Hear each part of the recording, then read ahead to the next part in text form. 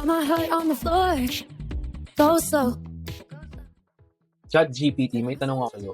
Bakit may mga taong mas pinipiling i-down ka o hilahin ka pababa kaysa tanongin ka kung paano mo nagawa yun?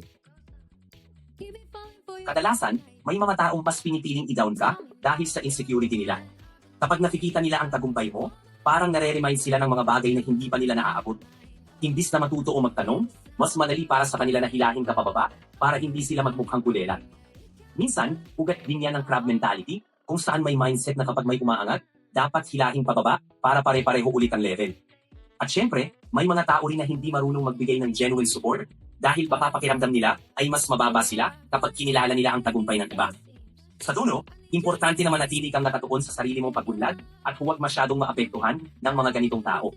Mas mahalaga na ipagpatuloy mo ang growth mo at darating din ang panahon na makikita nila ang halaga ng mga nagawa mo. There you go. Galing.